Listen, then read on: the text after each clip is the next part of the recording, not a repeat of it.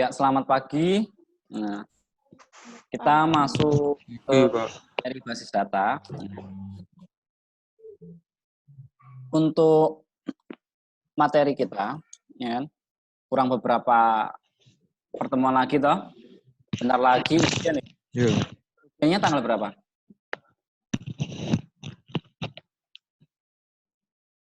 Ujiannya tanggal berapa kita? Mei 9 kayaknya, Mbak.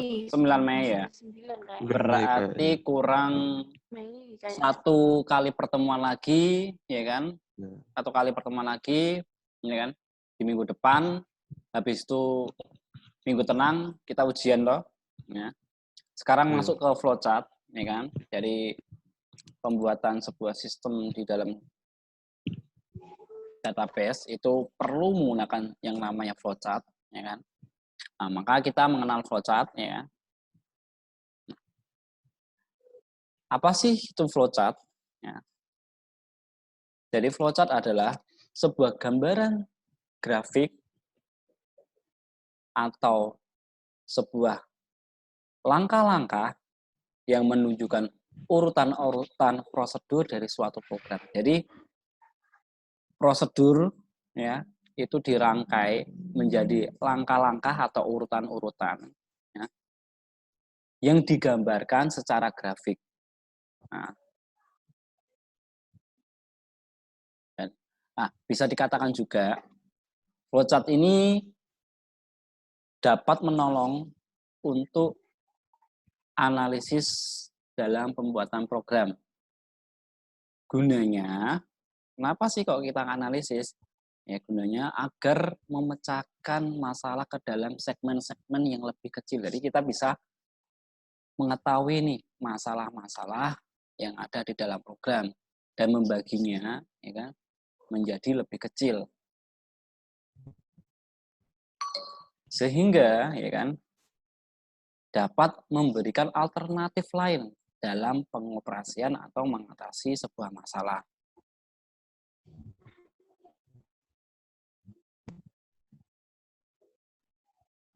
Di dalam sebuah flowchart, ya,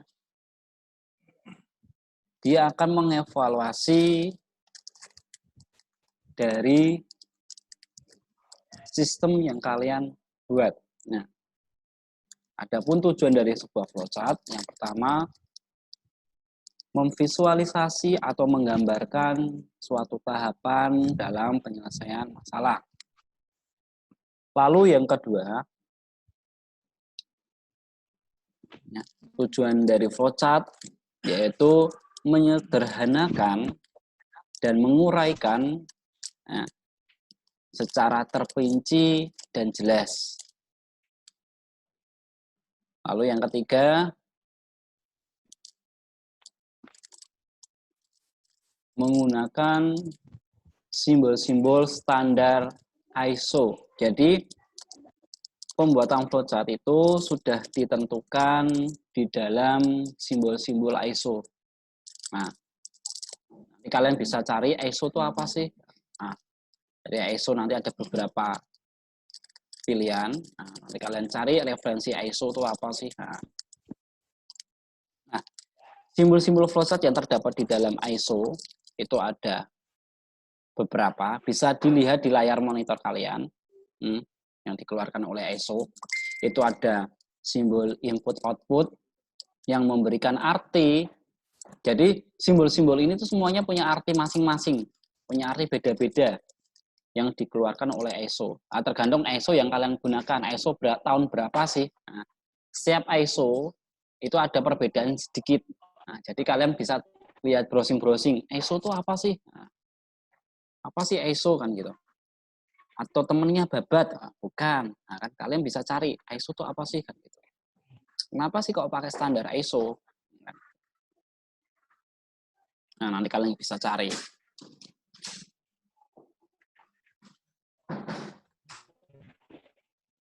Ada yang tahu mungkin pengertian ISO? Ada enggak? Kita bahas ISO sebentar.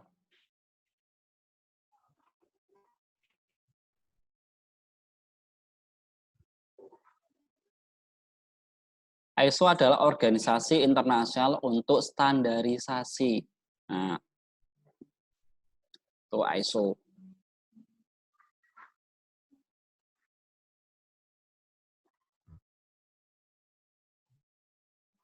Dan ISO adalah singkatan dari apa?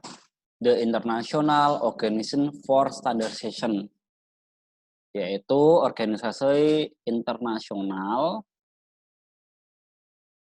untuk standarisasi yang menetapkan standar internasional di bidang industri dan komersial di dunia, mana bertujuan untuk meningkatkan perdagangan antar negara. Jadi, nah, simbol-simbol ini sudah ditetapkan di dalam jenis ISO. Nah, ISO itu dari ISO 9001, ya kan, sampai ISO 5001 nanti bisa dibaca.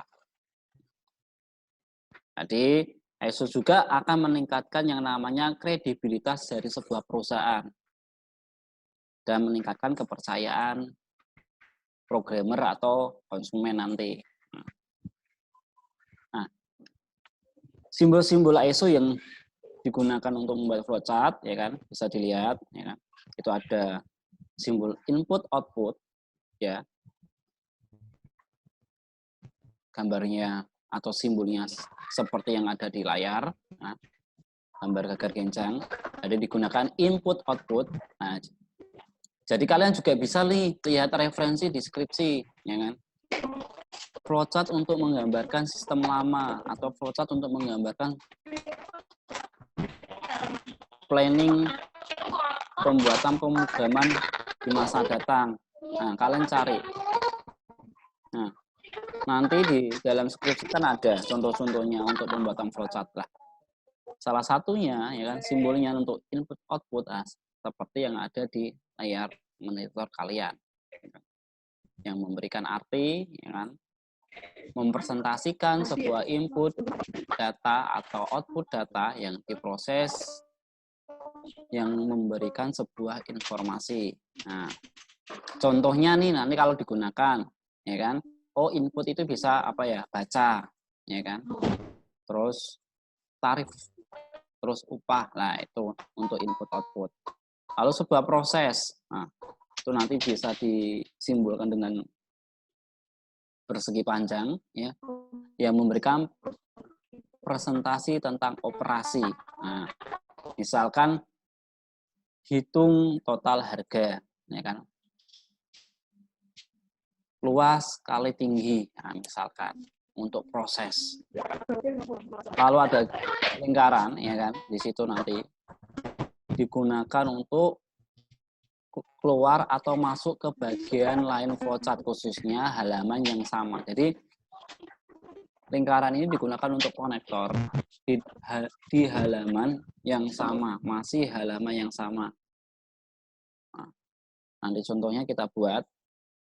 Lalu arrow atau anak panah, ya kan, menggambarkan sebuah alur kerja, ya kan. Misalkan nih dari proses, ya kan, tadi proses untuk menghitung nih, ya, dia akan menuju ke kolom berikutnya. Nah, dia akan menunjukkan, oh alurnya tuh turun menuju ke angka 3.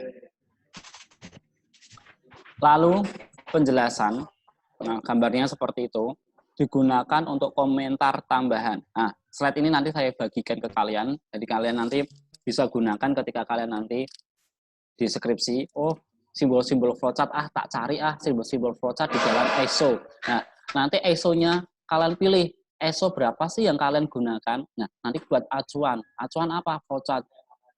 Jangan selalu menggunakan, oh simbol flowchart menurut Jogatama, jangan. Kalian cari punyanya ISO aja. Jadi disesuaikan. Oh, ISO yang saya pakai itu ISO tahun berapa ya? Ya kan? Oh, ISO yang saya pakai itu ISO 5001, ya udah. Standarisasi simbol flowchart di ISO 5001 itu seperti apa sih? Nah, kalian tulis dulu. Nah, jadi kalian pakai ISO aja. Jangan menurut Jogatama, jangan. Rubah aja. Pakai ISO.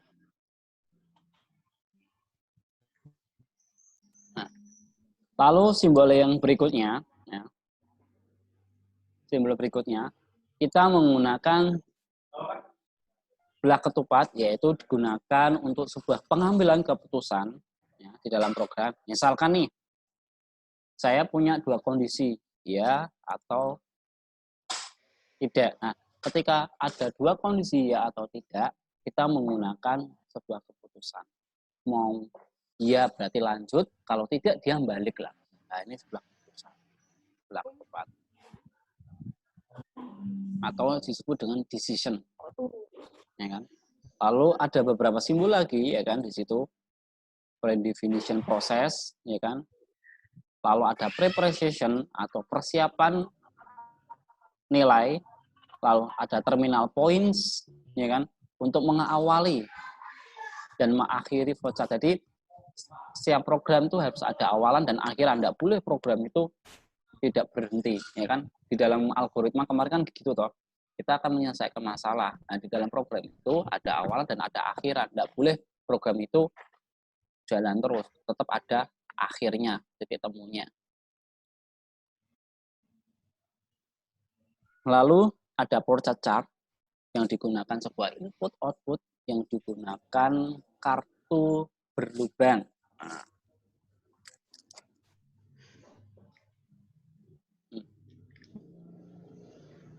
Lalu ada bentuk dokumen. Nah, berarti ini dokumen. Berarti dokumen ini berbentuk secara cetak, nah, atau input output. IO itu input output dalam format yang dicetak, ya kan? Misalkan dari slip gaji, ya kan? Nota pembayaran. Nah, nanti bentuknya apa? Bentuknya dokumen seperti ini. Lalu media penyimpanan, ya kan? Nah, media penyimpanan itu ada beberapa, ya kan? Pakai pita, kayak tape itu loh. Terus pakai magnetic disk atau hard disk, ya kan? Nah, kalau bentuknya hard disk seperti ini. Atau magnetic drum, ya kan? Nah, menggunakan ini. Jadi ada simbol-simbolnya tersendiri kalau di dalam ISO. Nah, lalu, ya kan? Simbol online storage, nah ini berarti kalau sudah online, berarti simbolnya seperti ini, bukan seperti drum lagi, ya kan? Tapi sudah berupa lengkungan, ya kan? Hampir kayak drum tapi lengkungannya hilang satu. Lalu ada bridge step yang digunakan untuk simbol input output, ya kan? Yang menggambarkan kertas, ya kan? Jadi simbol input output untuk dokumen yang bersifat kertas, ya kan? Lalu ada gambar manual input, lalu ada display, dan ada manual operation. Nah, ini nanti simbol-simbol ini bisa dipelajari, nggak usah tak terangkan satu-satu, ya kan? Nah, ini ada simbol-simbol. Jadi simbol-simbol ini nanti akan kalian gunakan untuk menggambarkan sistem, ya kan? Atau sebuah rancangan basis data kalian. Nah, di dalam flowchart, ya kan? Di dalam flowchart itu dibagi menjadi 5 jenis. Jadi flowchart itu dibagi menjadi 5 jenis. Yang pertama, flowchart sistem, ya kan? Yang kedua, flowchart dokumen. Nah, nanti skripsi itu kebanyakan flowchart dokumen. Lalu yang ketiga, flowchart skematik. Lalu yang keempat, flowchart program. Dan yang kelima adalah flowchart proses. Ya kan? Nah, kita bahas nih flowchart sistem satu persatu, ya kan? Kita bahas satu persatu. Jadi ada 5 flowchart, ya kan? Flowchart sistem, flowchart dokumen, flowchart skematik, flowchart program, dan flowchart proses. Flowchart sistem. Nah, kita bahas satu-satu. Apa sih yang disebut dengan flowchart system?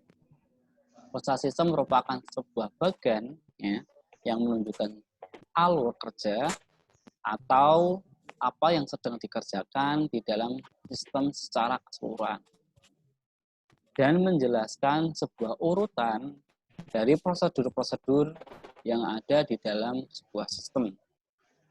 Itu flowchart system. Jadi Intinya flowchart system itu untuk menggambarkan prosedur-prosedur yang digunakan untuk membuat sistem prosedurnya seperti apa sih. Nah, kalian buat menggunakan flowchart. Nah, ini biasanya digunakan untuk apa? Menggambarkan metode. Nah, seperti yang pernah kita pelajari di algoritma. Kita membuat flowchart, ya kan?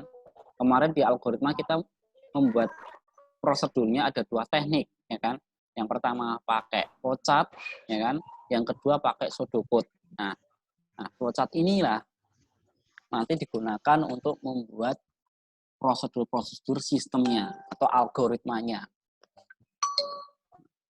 Kalau kalian bisa membuat ini di dalam skripsi ya nggak apa-apa, malah bagus. Atau kalian bisa membuat pseudocode-nya malah lebih bagus. Nah, dengan kata lain, flowchart system ini merupakan sebuah deskripsi secara grafik dari urutan prosedur yang terkombinasi sehingga membentuk suatu sistem. Nah, itu flowchart system. Nah, di dalam flowchart system ada yang tanyakan dulu, silakan mungkin Mas Yesaya atau Mbak Badriatul yang baru datang. Silakan kalau mau ditanyakan dulu. Silakan kalau mau tanyakan.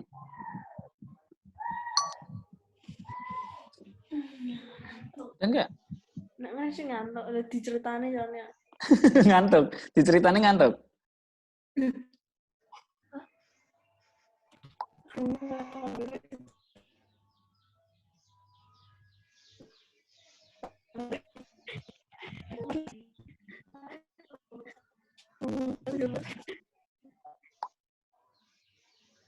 Silakan nanti tanyakan.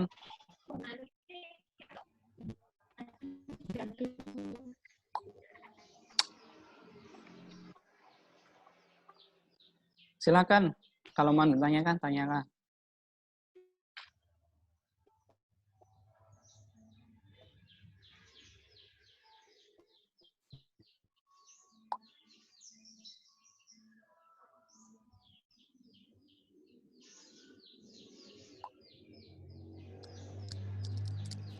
Silakan.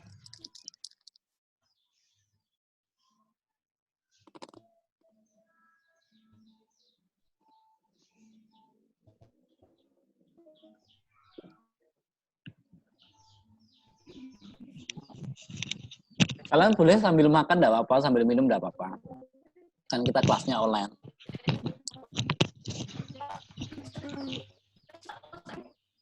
Yang penting sambil didengarkan, kalau ada pertanyaan silakan ditanyakan langsung. Enggak usah malu-malu.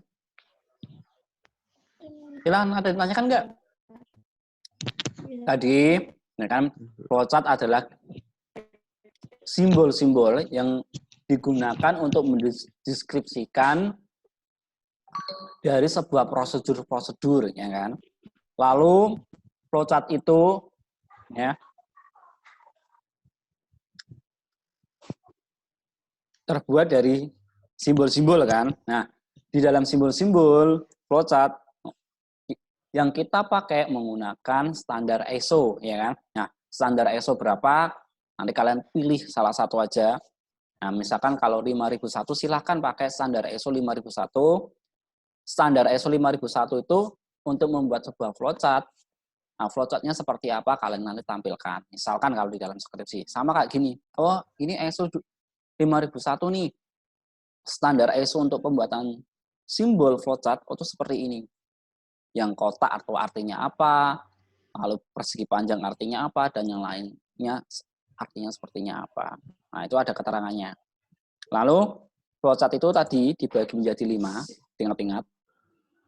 Ada flowchart sistem, flowchart dokumen, flowchart skematik, flowchart program, dan flowchart proses. Ya kan? Nah, tadi udah saya bahas, flowchart sistem merupakan sebuah bagan yang menunjukkan alur kerja, ya kan, atau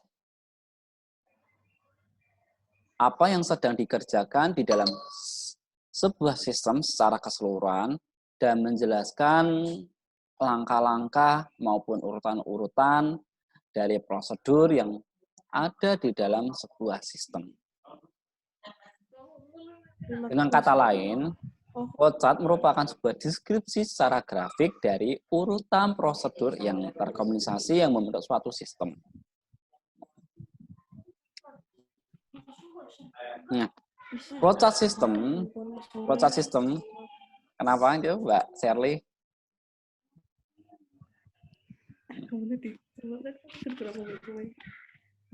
Flowchart system terdiri dari data yang mengalir melalui sistem dan proses yang mentransformasikan data. Jadi flowchart system terdiri dari data yang mengalir, berarti kan kita buat flowchart nih kan alur, ya kan? Berarti bisa dikatakan flowchart system terdiri dari data yang mengalir melalui sistem dan proses mentransformasikan data.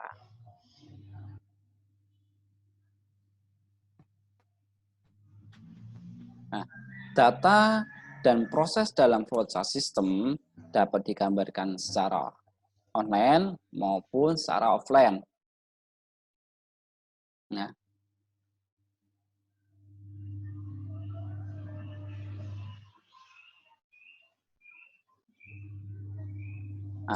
contohnya flowchart system, ya kan? Saya mau menggambarkan nih, ya kan? Lihat, saya membuat sebuah flowchart system, ya kan? Di sini, lihat. Ya, seperti, ya kan? Simbol-simbol standar ISO tadi, bentuk dokumen, ya kan? Nah, misalkan ada orang pesan nih, ya, pesanan pembelian. Nah, lihat. Ada simbolnya kan. Jadi flowchart itu sebaiknya dibangun dari atas ke bawah. Ya. Flowchart itu sebaiknya dibangun dari atas ke bawah, jangan bawah ke atas. Enak dari atas ke bawah. Kayak kalian lihat seseorang mesti kan dari atas ke bawah dulu, nggak mungkin dari bawah ke atas kan. Dari wajahnya baru nanti turun ke bawah. Nah, sama di dalam sebuah flowchart, kalian kalau mau menyusun yang bagus itu dari atas ke bawah. Misalkan nih, ya kan. Pesanan pembelian, ya kan. Dia berbentuk dokumen, lalu diteruskan ke dalam sebuah pemrosesan, ya kan. Diproses pembeliannya, ya kan. Daftar pesanan tadi diproses, setelah itu diberikan sebuah informasi, ya kan, kartu. Terus ditanya dulu diproses, berapa sih jumlah pemesannya, jumlah yang mau dibeli. Setelah sudah ketahuan jumlah yang dibeli dan harganya, baru diproses nih. Oh, total harganya berapa? Keluarlah sebuah laporan. Nah, setelah laporan, baru kita masukkan ke arsip. Nah, ini disebut dengan flowchart system. Nah, sampai sini ditanyakan? Bingung tentang flowchart? Kan sudah kita pelajari juga di algoritma, kan flowchart. Silakan kalau ada yang tanyakan, silakan tanyakan. Tanya. Ada yang tanyakan enggak?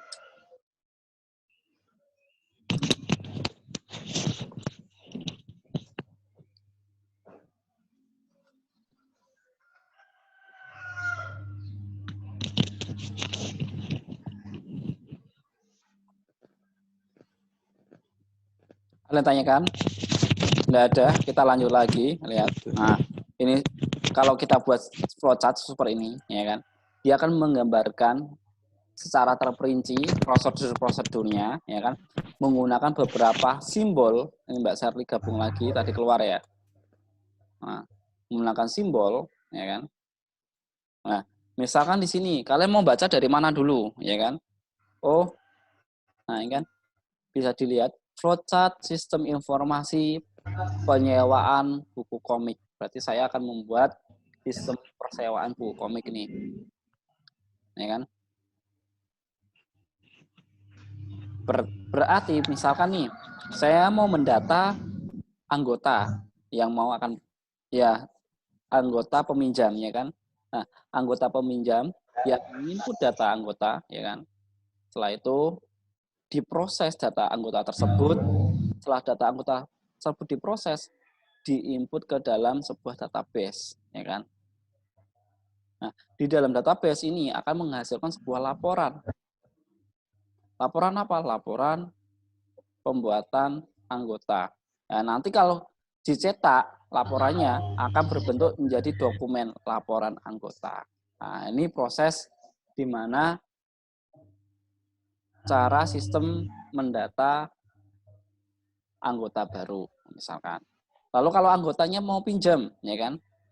Berarti data anggota yang sudah diinput tadi, ya, anggota itu login, ya kan, di sini, baru masuk ke dalam database, baru masuk ke data sirkulasi. Nah, kalau dia langsung pinjam, tapi kalau dia mau mencari buku dulu, ya kan, dia masuk data buku, input data buku, misalkan input data buku yang ingin dicari,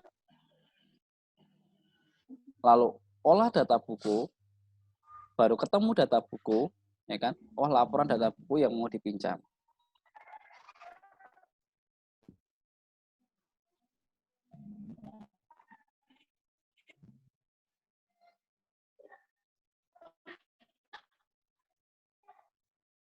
Nah, sampai sini ada yang tanyakan? Ada yang tanyakan nggak? Silakan, sampai sini ada yang tanyakan nggak? Dilihat dulu sistem peminjaman bukunya, dilihat dari flowchart tersebut ada yang tanyakan nggak? Atau bingungnya di mana? Ini flowchart. Gimana?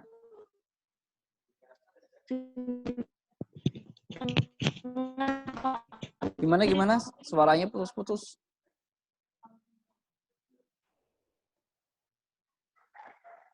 Yang Gimana? Suaranya putus-putus. ya,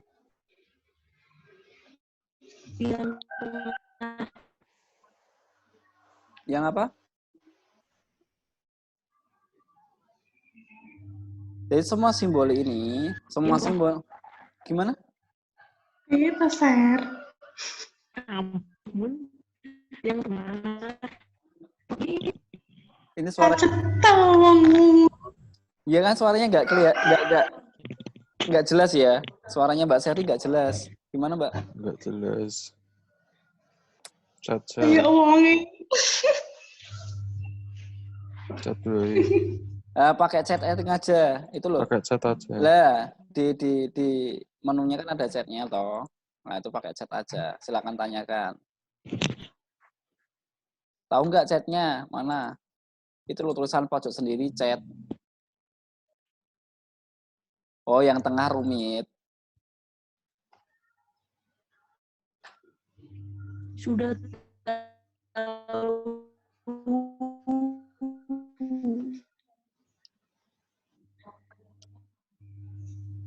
Nah, memang rumit karena apa? Di sini, ya kan? Database ini akan mengolah apa aja? Mengolah data anggota. Yang berbentuk tabung ini adalah database atau tabel-tabel yang ada di dalam basis data, kan gitu loh. Nah, basis data itu nanti ada tabel apa aja sih? Oh, tabel anggota, ya kan? Tabel apa lagi? Denda, tabel item, ya kan? Tabel sirkulasi, tabel pengarang. Pak, kok butuh tabel pengarang? Iyalah buku kok. Buku masa nggak ada pengarangnya? Pengarangnya dari mana? Nama pengarangnya siapa? Edi pengarangnya siapa? Kan gitu. Kota pengarangnya di mana? Nah, lalu penerbitnya itu dari mana sih? Oh, bisa Andi Offset, ya kan? Tokopedia, dan lain-lain. Lalu buku komik. Nah, ini disebut dengan database. 1, 2, 3, 4, 5, 6, 7 itu database. Jadi setiap kita mau masuk ke sistem, itu semuanya masuk ke dalam database. Misalkan nih, saya mau pinjam, ya kan? Sini mau pinjam, berarti masuk ke data sirkulasi. Input data sirkulasi, olah data sirkulasi. Lihat ada panah nih. Panahnya nanti turun, lihat. Ini loh. Di sini kan ini panahnya masuk. Enggak, ini yang panah keluar mana? Oh, panah keluar tuh ini. Ya kan? Oh, berarti ini ke data sirkulasi. Setelah data sirkulasi keluarlah laporan sirkulasi. Nah, berarti orang itu sudah ketahuan kalau dia meminjam buku. Tuh. Ada yang tanyakan lagi? Silakan kalau mau tanyakan lewat chatting aja nggak apa-apa biar jelas suaranya.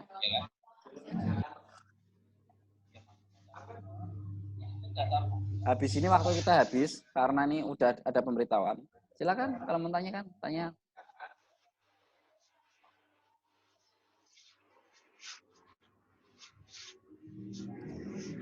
Udah? Ada yang tanyakan? Kalau nggak ada saya akhiri. Nanti habis ini saya bagi. Ini udah sampai flowchart loh. Nih flowchart nanti kayak gini lagi bentuknya. Ya kan tuh. Nah, ini flowchart dokumen nanti yang akan digunakan di dalam skripsi. Misalkan saya membuat nih,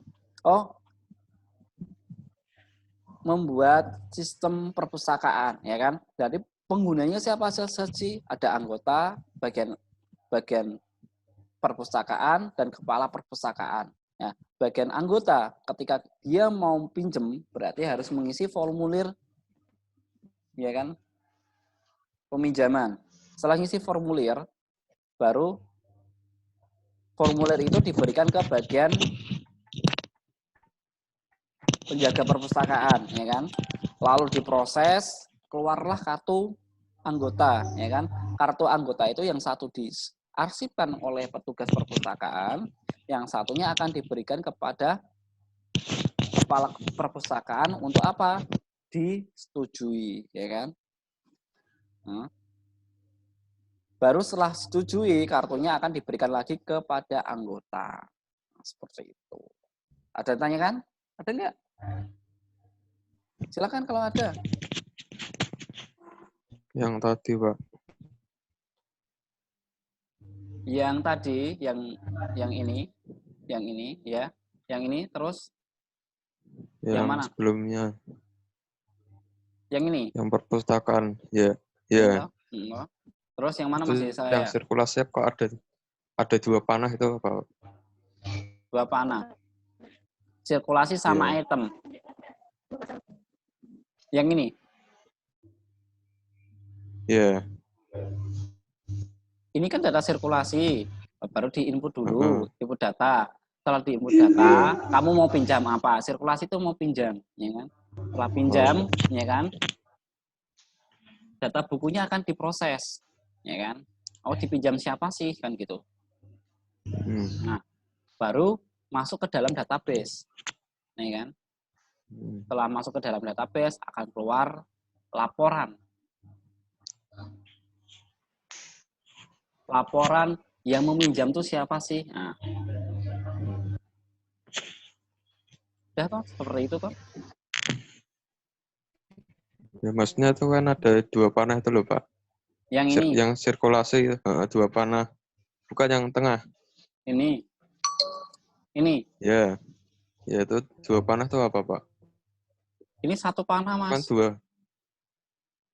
Ini. Yang satunya sini. Ini tuh keluar masuk. Jadi mencocokkan. Kalau logikanya gini, kalau datamu tidak ada di sirkulasi, ya kan? Dia akan menolak, akan keluar, maaf, buku ini sudah dipinjem, istilahnya gitu loh. Jadi tidak ada bukunya, kan gitu. Makanya dia akan keluar masuk. Kalau dia bukunya ada, baru keluar laporan. Kalau bukunya nggak ada, ya kan? Berarti kan tidak bisa dipinjem. Intinya itu. Sama di sini. Kamu cari buku nih, dan kan olah data buku, masuk ke dalam sistem di sini. Bukunya ada tidak? Kalau ada dia langsung membuat laporan, kalau nggak ada dia kembali. Jadi informasi, maaf bukunya yang kalian cari tidak ada. Jadi kayak gitu. Sama di sini. Kamu masuk ke sebagai anggota, kamu login. Kalau login bisa, kamu bisa masuk ke dalam sistem. Kalau tidak, dia akan kembali. Mohon maaf, password yang kalian masukkan atau ID kalian belum terdaftar. Jadi seperti itu. Ya kan? Sama Kak, kalian masuk siakat kan? Kalian kan input password sama username, ya kan? Lalu kan sistem memproses, ya kan? Sistem memproses dan akan mencocokkan dalam database, ya kan? Dicocokkan nih, datamu ada nggak di database? Kalau ada, kamu bisa masuk ke sistem. Kalau nggak ada, keluar. Mohon maaf, data Anda tidak ada di dalam database. Nah, misalkan gitu loh. Paham ya? Oh iya, ya, paham. Nah, kayak gitu. Nah, ada yang tanya kan? Nggak ada? Ada nggak? Cukup ya. Habis ini materinya saya upload di Siakat. Silahkan nanti klik dan komen kehadiran pada Siakat ya. Paham toh? Oke. Saya akhiri. Sekarang Terima apa kasih. nanti, Pak? Ya habis ini langsung tak upload ya. Iya, Pak. Terima kasih. Saya akhiri. Wassalamualaikum warahmatullahi wabarakatuh. Terima kasih, Pak. Sama-sama. Terima kasih, Pak.